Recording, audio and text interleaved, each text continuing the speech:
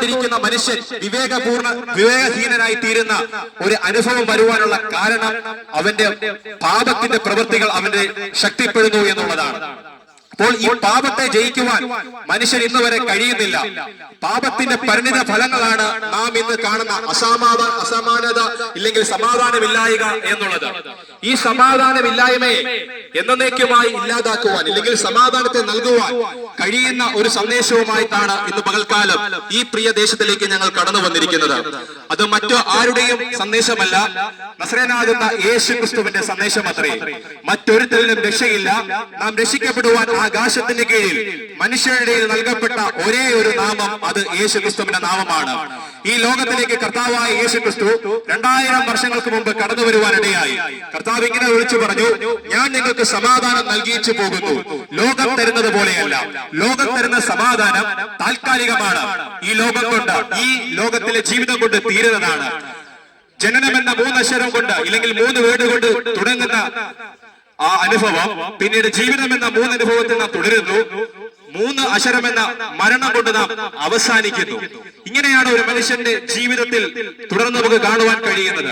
എന്നാൽ ജനനം, ജീവിതം, മരണം, ഇതിനപ്പുറം ഒരു ജീവിതമുണ്ട് എന്ന് പഠിപ്പിക്കുകയും നിത്യമായ സമാധാനത്തിലേക്ക് ഞാൻ നിങ്ങളെ നയിക്കാമെന്ന് പറയുകയും ചെയ്ത ഉലകത്തിലെ ഒരു മഹാനേ ഉള്ളൂ. അത് ഞങ്ങൾ പ്രസംഗിക്കുന്ന നസറേയനാകുന്ന യേശു ക്രിസ്തുവാണ്. അതുകൊണ്ടാണ് ഞങ്ങൾ പറയുന്നത്, ഞങ്ങൾ അനുഭവിക്കുന്ന ഈ സമാധാനം പണത്തിന്റെ ഹുങ്ങുകൊണ്ടല്ല, പണത്തിന്റെ കൊഴുപ്പ് കൊണ്ടും അല്ല, മറിച്ച് ഞങ്ങൾ അനുഭവിക്കുന്ന സമാധാനം യേശു ക്രിസ്തുവിൽ കൂടെയാണ്. വിദ്യാസമ്പന്നത കൊണ്ട് നമുക്ക് സമാധാനം ലഭിക്കുകയില്ല. അങ്ങനെയെങ്കിൽ ഇന്ന് ലോകത്തിൽ വിദ്യാസമ്പന്നരായുള്ള അനേകരുണ്ട്. എന്നാൽ വിദ്യാസമ്പന്നരായിരിക്കുന്ന അനേകർ ഇന്ന് ജയിലറുകളിലായിരിക്കുന്നു. കാരണം എന്താ? അവരിൽ പാപത്തിന്റെ ശക്തി കുടികൊള്ളുന്നു. പാപത്തിന്റെ ശക്തിയെ എന്നേക്കുമായി ഇല്ലാതാക്കുവാൻ ആർക്ക് കഴിയും? അത് യേശു ക്രിസ്തുവിന് മാത്രമേ കഴിയുകയുള്ളൂ. ആ യേശു ക്രിസ്തുവിനെ വിശ്വസിച്ചാൽ മാത്രമേ നമുക്ക് പരിപൂർണമാകുന്ന ക്രിസ്തീയ ജീവിതത്തിൽ അല്ലെങ്കിൽ പരിപൂർണമാകുന്ന പാപത്തെ എന്നേക്കുമായി മുച്ചൂടെ നശിപ്പിക്കുവാൻ കഴിയുകയുള്ളൂ.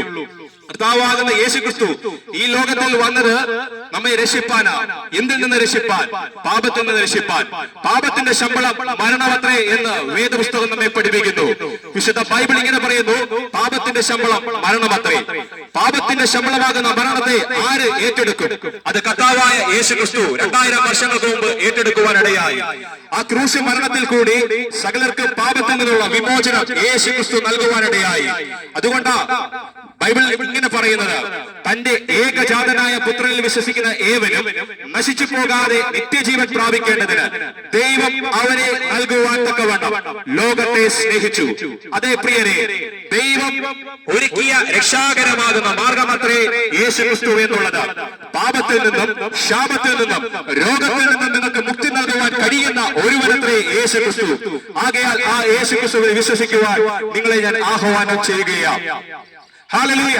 ഇന്ന് ഈ ലോകത്തിൽ ഒടുവിലും നമുക്ക് കാണുവാൻ കഴിയുന്നു സമാധാനമില്ലായ്മ. കുടുംബങ്ങളിൽ സമാധാനമില്ല.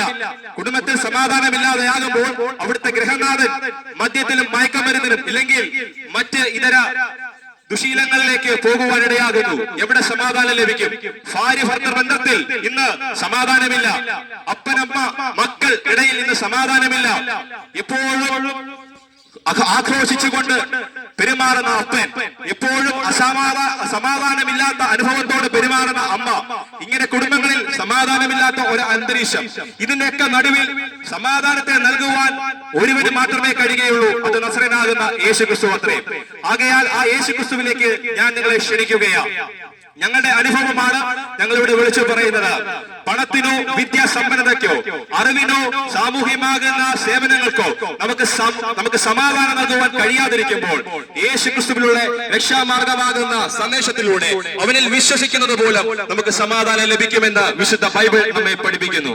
ആകയാൽ ആ സമാധാനത്തിലേക്ക് നിങ്ങളെ ഞങ്ങൾ ക്ഷണിക്കുകയാണ്. ഇന്ന് ഭവനാന്തരീക്ഷങ്ങളിൽ നമുക്ക് തലമുറകളെ നോക്കിക്കഴിഞ്ഞാൽ നഷ്ടപ്പെട്ടുകൊണ്ടിരിക്കുകയാണ്. മദ്യത്തിനും മയക്കമരുന്നിനും മറ്റ് ഇതരമാകുന്ന ലഹരി പദാർത്ഥങ്ങൾക്കും അടിമപ്പെട്ടുകൊണ്ട് സ്വന്തം അപ്പനമ്മമാരെ പോലും തിരിച്ചറിയുവാൻ കഴിയാതെ വണ്ണം അവരൊരു മാനസിക രോഗത്തിലേക്ക് അല്ലെങ്കിൽ മാനസിക രോഗിയെ പോലെ ആയിത്തീരുന്ന അനുഭവം. ഇതിനൊക്കെ കാരണം എന്താണ്? അവർ അന്വേഷിക്കുന്നത് സന്തോഷമാണ്, അവർ അന്വേഷിക്കുന്നത് സമാധാനമാണ്. എന്നാൽ അവർക്കത് ലഭിക്കാതിരിക്കുമ്പോൾ അവർ ഈ ലോകപരമാകുന്ന സമാധാനത്തിലേക്ക് പോകുന്നു. അവർ ഈ ലോകപരമാകുന്ന സമാധാനം അന്വേഷിച്ച് പോകുമ്പോൾ അവർ ജീവിതത്തിൽ നശിക്കുകയാണ് ചെയ്യുന്നത്. എന്നാൽ ഈ നാശകരമാകുന്ന അനുഭവത്തിൽ നിന്ന് കരകയറ്റുവാൻ ഈ ലോകത്തിലെ രാഷ്ട്രീയക്കാർക്കോ രാഷ്ട്രീയ നേതാക്കൾക്കോ മറ്റ് സാമൂഹിക നേതാക്കൾക്കോ കഴിയാതിരിക്കുമ്പോൾ ഞങ്ങൾ വിളിച്ചു പറയുന്ന യേശു ക്രിസ്തുവിന് സകലത്തിനും കഴിയും. നിങ്ങൾ വിശ്വസിക്കുവാൻ ഒരുക്കമാകുന്നുവെങ്കിൽ പ്രിയ ദേശനിവാസികളെ, നിങ്ങളെ നിത്യമാകുന്ന സമാധാനത്തിലേക്ക് നയിക്കാൻ യേശു ക്രിസ്തുവിന് കഴിയും. അതുകൊണ്ടാണ് ബൈബിൾ പറയുന്നത് യേശുക്രിസ്തുവിൽ വിശ്വസിക്കുന്നവന് സമാധാനം ലഭിക്കുമെന്നുള്ളത്. ലോകത്തിൽ ഇന്നും സമാധാനത്തിന് വേണ്ടി, സന്തോഷത്തിന് വേണ്ടി മനുഷ്യൻ കൊതിക്കുകയാണ്. എന്നാൽ ഈ കൊതിക്കുന്ന വേളയിൽ എവിടെ നിന്ന് നമുക്ക് സമാധാനം, സന്തോഷം ലഭിക്കും? അത് ഞങ്ങൾ വിളിച്ചു പറയുന്നത് യേശുക്രിസ്തുവിലൂടെ ലഭിക്കും.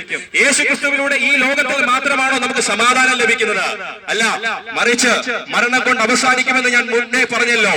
ഈ ലോകം കൊണ്ട് നമ്മുടെ മനുഷ്യ ജീവിതം അവസാനിക്കും. മരണമെന്ന അവസ്ഥയിലൂടെ നാം എല്ലാവരും കടന്നുപോകും. എന്നാൽ മരണത്തിനപ്പുറം ഒരു ലോകമുണ്ട് എന്നും മരണത്തിനപ്പുറം ഒരു ജീവിതമുണ്ട് എന്നും പഠിപ്പിച്ച ഒരു മഹത് വ്യക്തിയായിരുന്നു സർവശക്തനാകുന്ന യേശുക്രിസ്തു.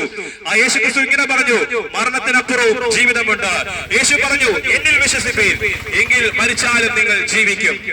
അതേ പ്രിയരെ, നിങ്ങൾ നാളെയോ അല്ലെങ്കിൽ കുറച്ച് നാളുകൾക്ക് ശേഷമോ നാം എല്ലാവരും, ഈ പറയുന്ന ഞാനും ഈ പറയുന്ന നിങ്ങളും മരണത്തിലൂടെയൊക്കെ കടന്നു പോകും. എന്നാൽ അതിനപ്പുറവും നമുക്കായി ഒരു ജീവിതമുണ്ട്, നിത്യമാകുന്ന ഒരു ജീവിതമുണ്ട് എന്ന് പഠിപ്പിക്കുകയും അവിടെ ആ നിത്യമാകുന്ന തുറമുഖത്ത് നമ്മെ എത്തിക്കാമെന്ന് പറയുകയും ചെയ്ത ഒരുവനെയുള്ളൂ, അത് നസറേയനാകുന്ന യേശു ക്രിസ്തുവാണ്.